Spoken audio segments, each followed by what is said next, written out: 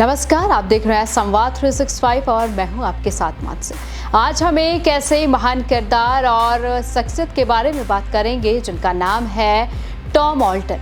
नाम को लेकर कई लोगों के मन में सवाल आ रहा होगा कि नाम तो अंग्रेज या अंग्रेजी जैसा लग रहा है, लेकिन इस नाम को लेकर और इस किरदार को लेकर आपके मन में जितने भी सवाल हैं वो आज इस स्टोरी या हम एपिसोड कहें इसके बाद खत्म हो जाएंगे, क्योंकि कई लोग टॉम ऑल्टर को बहुत ही अच्छे तरीके से जानते हैं और जो लोग नहीं जानते हैं उन्हें पता चल जाएगा कि टॉम ऑल्टर वो एक्टर थे जो लोगों को अंग्रेज लगते थे लेकिन थे पक्के हिंदुस्तानी, जिनकी हिंदी, उर्दू और अंग्रेजी पर भी गजब की पकड़ थी।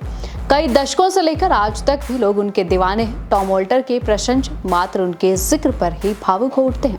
जो लोग टॉम ऑल्टर से अनजान हैं वो उनके बारे में बस इतना जानते हैं कि ये शख्स वो विदेशी था जो बहुत अच्छी हिंदी बोलता था। टॉम उतने ही भारतीय थे जितने कि हम और आप, बल्कि ये कहें कि हमसे कई ज्यादा। आज हम टॉम ऑल्टर के जीवन परिचय पर बात करेंगे कि कैसे उन्होंने अपने जीवन में संघर्ष करके अपने अभिनय से देशों विदेशों तक लोहा मनवाया था।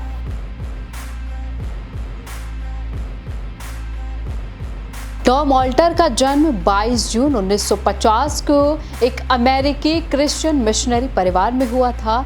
टॉम ऑल्टर अपने पिता समेत सबसे पहले इलाहाबाद रहे, फिर सहारनपुर, फिर जबलपुर और अंत में देहरादून और मसूरी के बीच राजपुर रहे।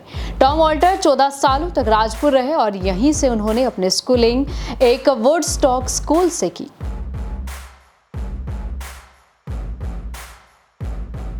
टॉम कॉलेज के लिए अमेरिका की येल यूनिवर्सिटी गए। टॉम का कहना था कि वहाँ की पढ़ाई बहुत सख्त थी और रोजाना 8 से 9 घंटे पढ़ाई करना उनके बस का नहीं था और वो 1 साल में वापस इंडिया आ गए। पिता ने वापस आने पर उनके लिए हरियाणा के सेंट थॉमस स्कूल में एक टीचर की नौकरी खोज रखी थी। उन्होंने कुछ दिन वहाँ भी काम किया लेकिन फिर वापस अमेरिका चले गए।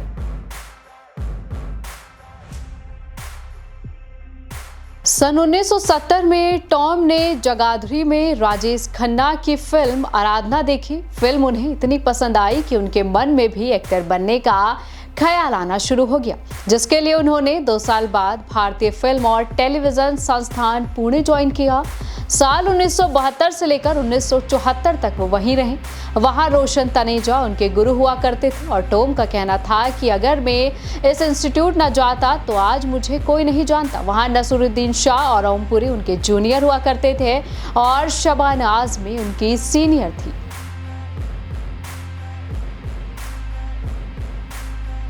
टॉम ऑल्टर ने साल 1975 में ब्रिंग तृष्णा की फिल्म से बॉलीवुड में डेब्यू किया।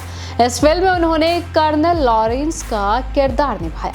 इसके बाद उन्होंने हम किसी से कम नहीं, परवरिश, देश प्रदेश, क्रांति, कुदरत, गांधी, राम तेरी गंगा मैली समेत 100 से अधिक हिंदी, इंग्लिश, पंजाबी, मराठी और साउथ की फिल्मों में भी काम किया। टॉम ऑल्टर की सबसे प्रसिद्ध फिल्म भूमिकाएं विधु विनोद चोपड़ा की बहुप्रशंसित अपराध ड्रामा परिंदा में मूसा की भूमिका, महेश भट्ट की ब्लॉकबस्टर रोमांस आशिकी और मेहता की सरदार में, जिसमें ऑल्टर ने लॉर्ड माउंटबेटन की भूमिका भी निभाई थी। टॉम ऑल्टर की आखिरी फिल्म उनकी मौत के 2 साल बाद सन 2019 में रिलीज हुई, जो कि एक शॉर्ट फिल्म थी जिसका नाम किताब था और लोगों ने उनके जाने के बाद भी इस फिल्म को अपना खूब प्यार दिया और इस शॉर्ट फिल्म के जरिए उन्हें काफी याद किया।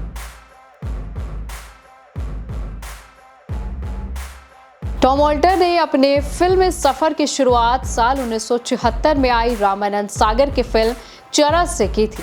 फिर शतरंज के खिलाड़ी 1977 में काम किया, जिसने कई पुरस्कार जीते, जिसमें सर्वश्रेष्ठ फीचर फिल्म के लिए राष्ट्रीय फिल्म पुरस्कार भी शामिल हुए।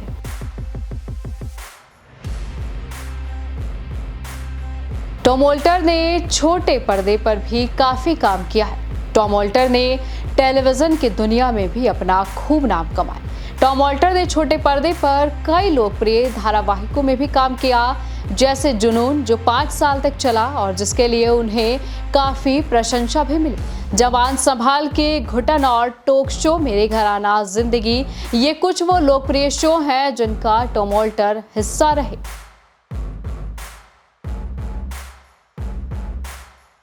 टॉम वॉल्टर की दिली ख्वाहिश राजेश खन्ना के साथ काम करने की थी और यही इच्छा उनके फिल्म नौकरी में काम करने से पूरी हुई। साल 1978 में ऋषिकेश मुखर्जी के निर्देशन में बनी इस फिल्म में टॉम ने मिस्टर एंडरसन नामक कैरेक्टर प्ले किया था, जो लोगों को काफी पसंद भी आया था।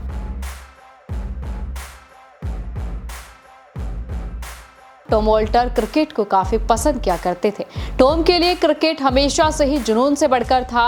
वो हमेशा नसीरुद्दीन शाह, आमिर खान और नाना पाटेकर के साथ फिल्म इंडस्ट्री की टीम एमसीसी के लिए क्रिकेट खेलते थे। साल 1980 के दशक के आखिर से लेकर 1990 के दशक की शुरुआत वो एक खेल पत्रकार थे और कई राष्ट्रीय और अंतर्राष्ट्रीय प्रकाशनों के लिए क्रिकेट पर लिखा करते थे। उन्होंने क्रिकेट पर एक नॉन फिक्शन किताब द बेस्ट इन वर्ल्ड भी लिखी। इसके साथ ही महान बल्लेबाज सचिन तेंदुलकर का इंटरव्यू लेने वाले पहले पत्रकार का श्रेय भी टॉम वॉल्टर को ही जाता है।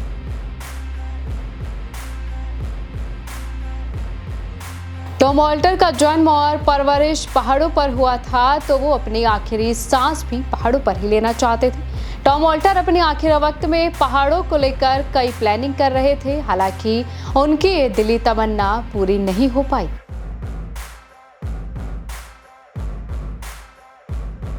टॉम को एक प्रकार का स्किन कैंसर था। बताया जाता है कि टॉम वॉल्टर की कैंसर की चौथी स्टेज चल रही थी। मुंबई के सैफी अस्पताल में उनका इलाज भी चल रहा था और उसी दौरान उनका निधन हो गया, किंतु आज भी लोगों के मन में उनकी लोकप्रियता अभी तक जिंदा है।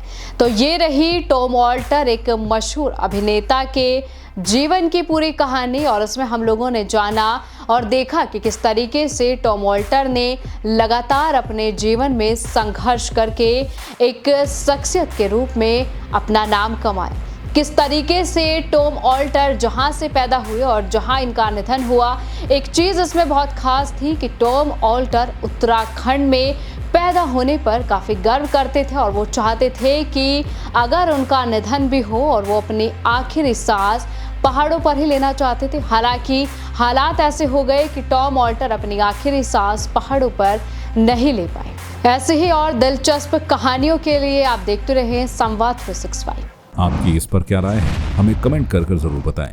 इसके साथ ही आप हमारे YouTube चैनल को सब्सक्राइब कीजिए। आप हमें Facebook, Instagram, Twitter और कू ऐप पर फॉलो भी कर सकते हैं। और संवाद 365 के साथ एक क्लिक में जुड़ने के लिए डाउनलोड कीजिए संवाद 365 ऐप।